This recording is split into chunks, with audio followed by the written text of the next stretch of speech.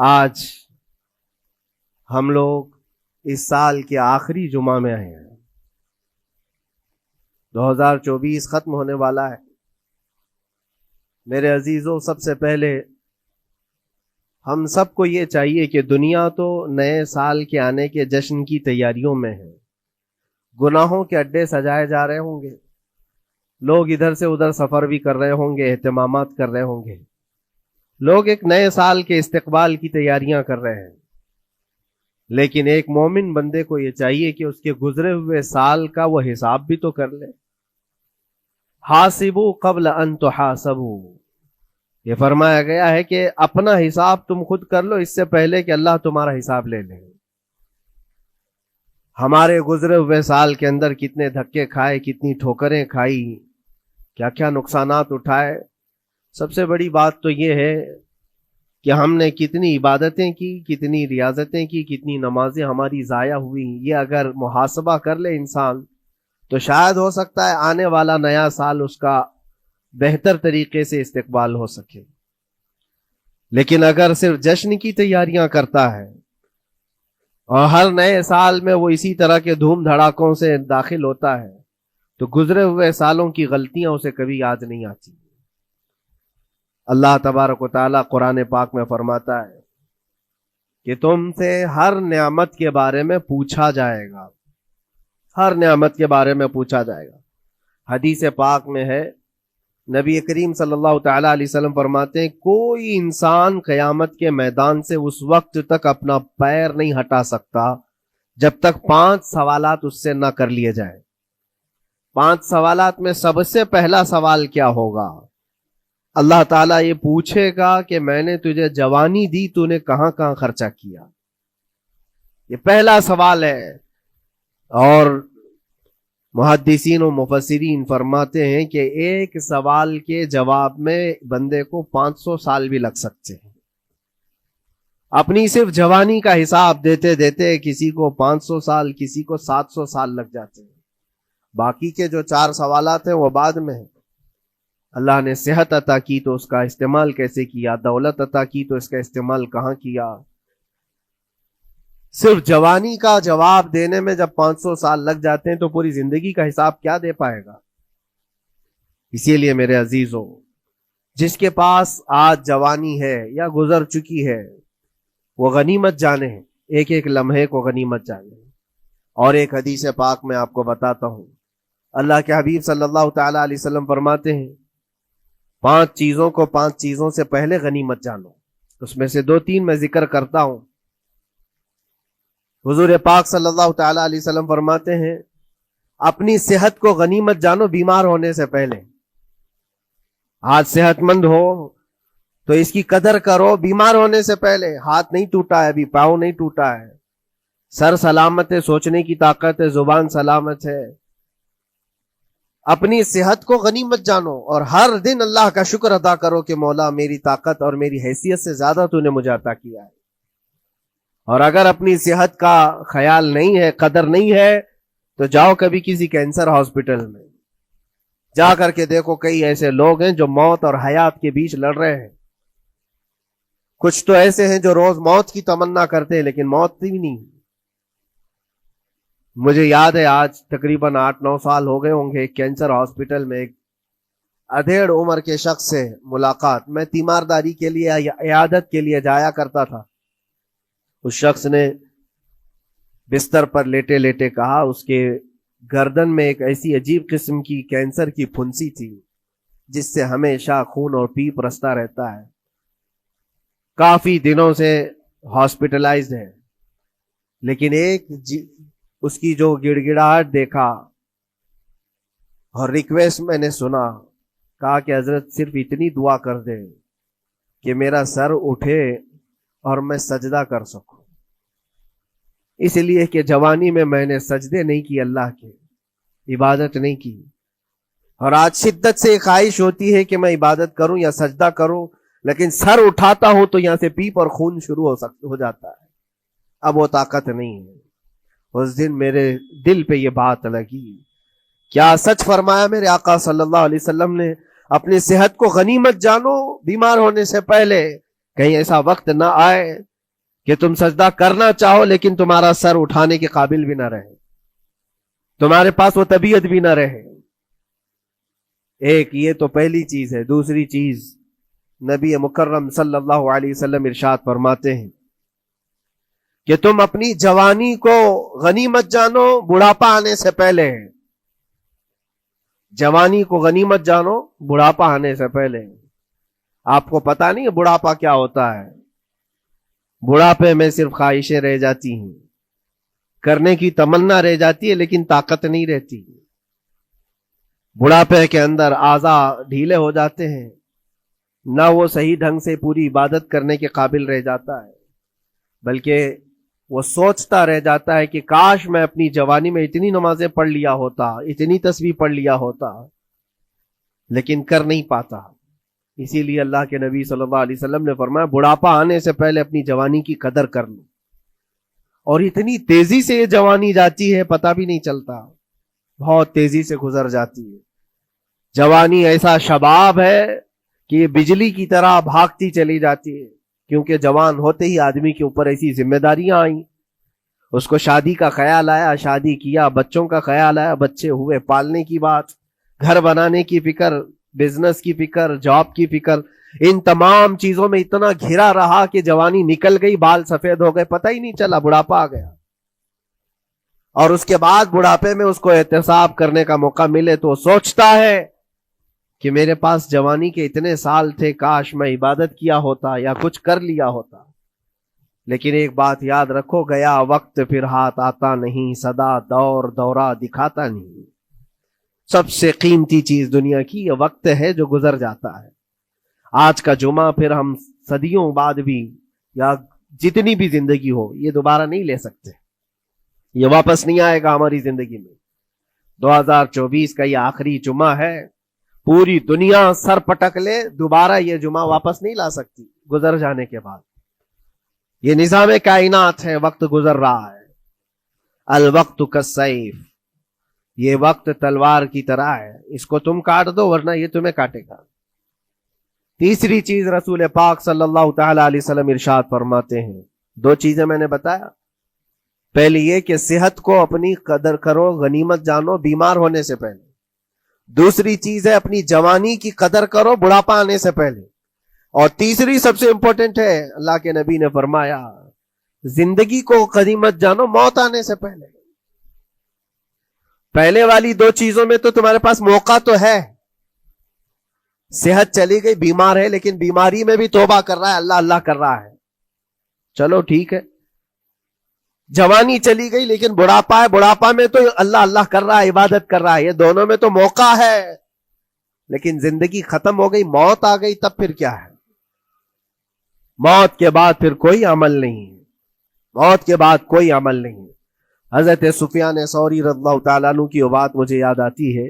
ایک جنازہ جا رہا تھا اور اس جنازے کے پیچھے ایک 8 سال کی بچی روتی ہوئی جا رہی تھی. اس کے باپ کا جنازہ تھا, بہت رو رہی تھی, بہت گڑ گڑا رہی تھی.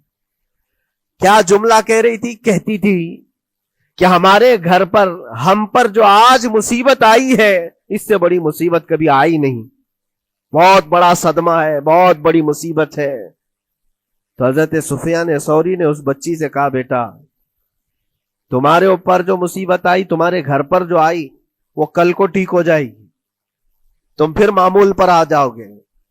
بلکہ بات یہ ہے تمہارے باپ پر جو آئی ہے وہ سب سے بڑی ہے, وہ موت ہے, وہ سب سے بڑی ہے, کیونکہ وہ پلٹ کر کے آنے والا نہیں ہے. جنازے کو دفن کر دیا گیا. دوسرے دن قبرستان میں حضرت سفیان ثوری کہتے ہیں اسی قبر کے پاس میں اس بچی کو روتے ہوئے دیکھا. بچی کو باپ سے بڑا لگاؤ رہا ہوگا, قبر کے پاس بیٹھ کر کے رو رہی تھی, یوں کہہ رہی تھی ابا آپ بیمار تھے میں دوائی لا دیتی تھی, آپ سونے کے لیے جاتے میں بستر جھاڑ دیتی تھی اور بچھونے بچھا دیتی, آپ کو اڑا دیتی چادر, اور آپ کو کھانا میں لا کر پروس دیتی. کل کی رات کیسی گزری؟ کیا کسی نے دوائی پوچھی آپ کو؟ کیا کسی نے کھانا پوچھا آپ کو؟ کیا کسی نے بستر جھاڑ کر دیا اور کسی نے آپ کو اوڑھنا اڑایا؟ وہ روتی ہوئی اپنے باپ سے, مرحوم باپ سے باتیں کہی جا رہی تھی. حضرت سفیان ثوری اٹھاتے اور کہتے ہیں بیٹا یہ سوالات اب نہ کر اپنے باپ کو کہ کسی نے کھانا پوچھا، دوائی پوچھی، بستر بچھایا، نہیں.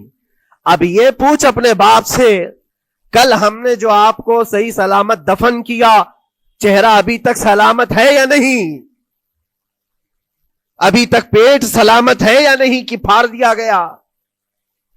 کفن ابھی تک باقی ہے یا چھین لیا گیا ہے؟ یہ پوچھ اپنے باپ سے کہ کل ہم نے جب دفنایا تھا تو خوشبوؤں میں دفنایا تھا. پوچھ اپنے باپ سے کہیں کیڑے تو نہیں چڑھ گئے آج، کیونکہ یہ ہونے والا ہے اب قبر کی زندگی میں. عزیزان گرام وقار، اسی لیے حضرت مولا علی کرم اللہ وجہہ الکریم جب قبرستان جاتے سلام کرتے قبر والوں کو اور اس کے بعد ایک ایک گھنٹہ کھڑے ہو کر روتے تھے. حضرت سعید ابن مسیب کہتے ہیں میں مولا علی کرم اللہ وجہہ الکریم سے پوچھا آپ قبر والوں کے پاس کھڑے ہو کر کیوں رو رہے ہیں؟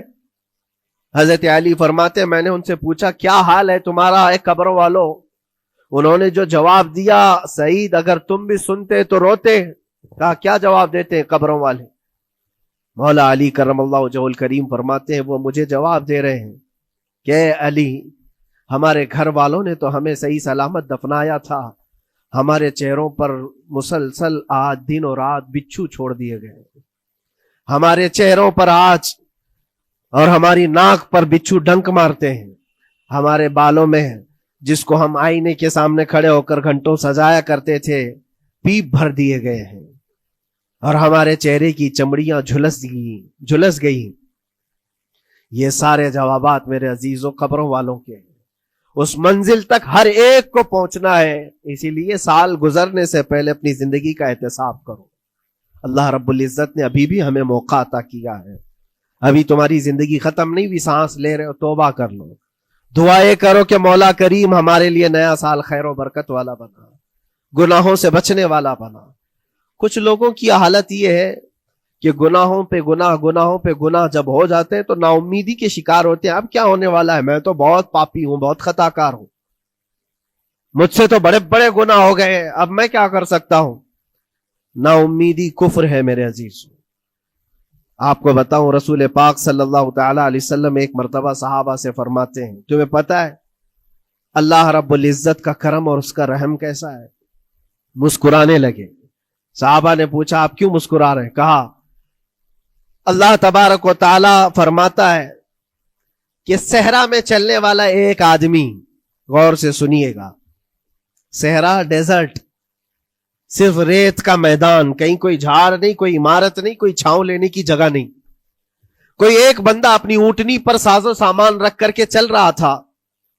صحرا کا سب سے بڑا پرابلم یہ ہوتا ہے کہ راستہ معلوم نہیں ہوتا، ہر طرف تو سیدھا ہی راستہ دکھتا ہے، ڈائریکشن پتہ ہی نہیں ہوتا، چاروں طرف سے آسمان ملا ہوا دکھتا ہے، جیسے سمندر ہے ویسے صحرا ہے.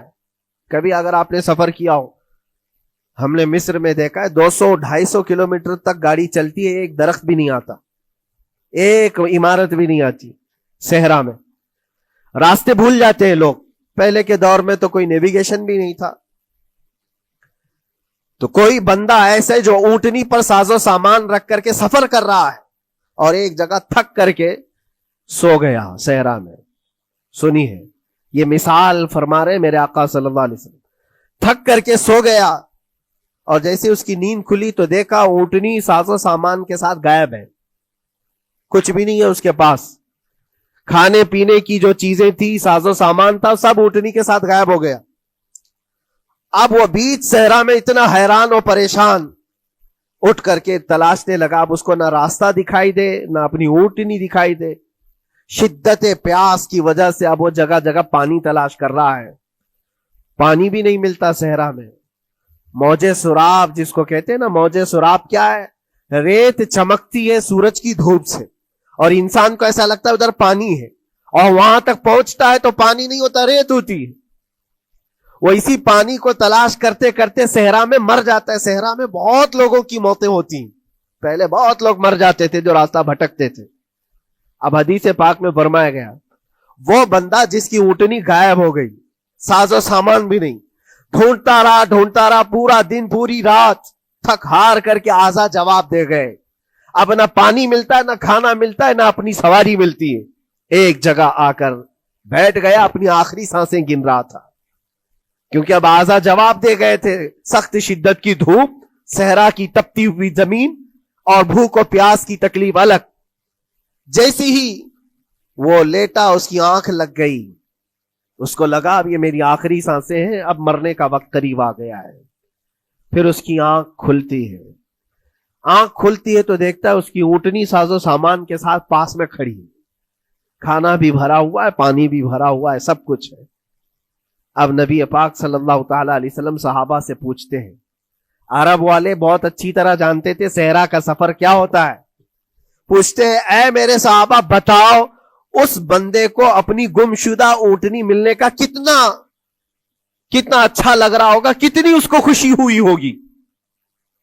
صحابہ کہتے ہیں یا رسول اللہ صلی اللہ علیہ وسلم اس کی تو جان میں جان آ گئی، صحرا میں اپنی گمشدہ اونٹنی مل جائے، کھویا ہوا سامان، اپنی گمشدہ سواری اور پانی مل جائے، یہ تو حیات نو کی ایک بہت بڑی خوشخبری ہے اس کے لیے.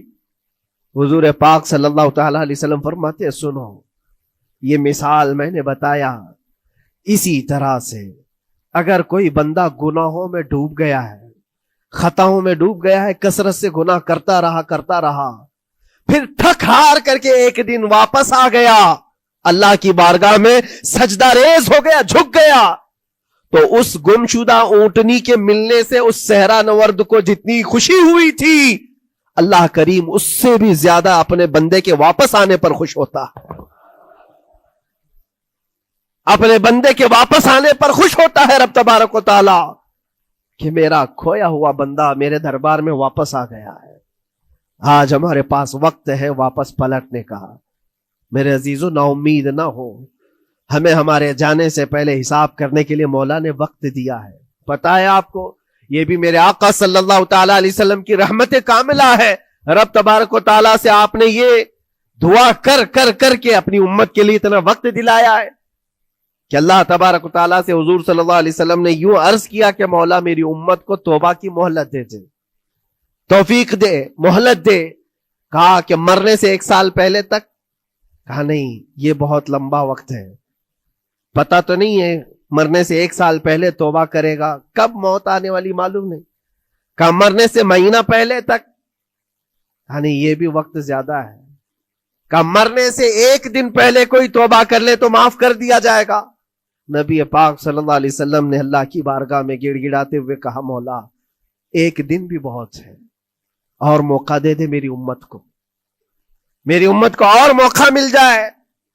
رب تبارک و تعالیٰ نے 1 دن پہلے توبہ کرنے والے کو معاف کرنے کا وعدہ فرمایا، لیکن نبی رحمت صلی اللہ علیہ وسلم نے عرض کیا کہ مولا اور بھی کم کر دے. رب تعالیٰ فرماتا ہے موت کا جو گرگرا آتا ہے، یعنی جو ہچکی آتی ہے، فرشتے نظر آنے لگتے ہیں، رب تعالیٰ فرماتا ہے اس سے 1 منٹ پہلے بھی توبہ کر لے میں سب معاف کر دوں گا. یہ صرف رسول پاک کی اس امت کے لیے، اس امت کا خاصہ ہے. مرنے سے 1 منٹ پہلے بھی وہ آ جائے اللہ کی بارگاہ میں، مولا معاف فرما دے گا. عزیزان گرامی وقار، اسی لیے میں عرض کرتا ہوں کہ وقت تمہارے ہاتھ سے نکلنے سے پہلے تم آ جاؤ اور اسی دربار میں آؤ جہاں بیٹھنے والا صدیق اکبر بنا، جس کے قدموں میں بیٹھ کر فاروق اعظم بنا، جس کی چھاؤں میں چلنے والا عثمان ذو النورین بنا، اور جس کا لعاب پاک پی کر کے حیدر کرار بنا. اس دربار میں آ جاؤ، کامیابی ہماری وہیں رکھی ہے. اللہ کریم ہمارا یہ گزرا ہوا سال، اس میں جتنے ہماری غلطیاں، کوتاہیاں، کمیاں، بیشیاں، گناہ ہوئے ہیں مولا اپنے فضل و کرم سے معاف فرما دے، اور آنے والے نئے سال کو ہمارے لیے خیر و برکت والا، ایمان و استقامت والا سال بنا دے. اسلام و سنیت کا بول بالا فرما، کفر و شرک کا منہ کالا فرما، گستاخان رسول کو تباہ و برباد فرما، شاتمان رسول پر تو عذاب علیم نازل فرما. اے رب کریم، اے احسن الخالقین، مولا ہم سب کو مرنے سے پہلے سچی توبہ کی توفیق نصیب فرما.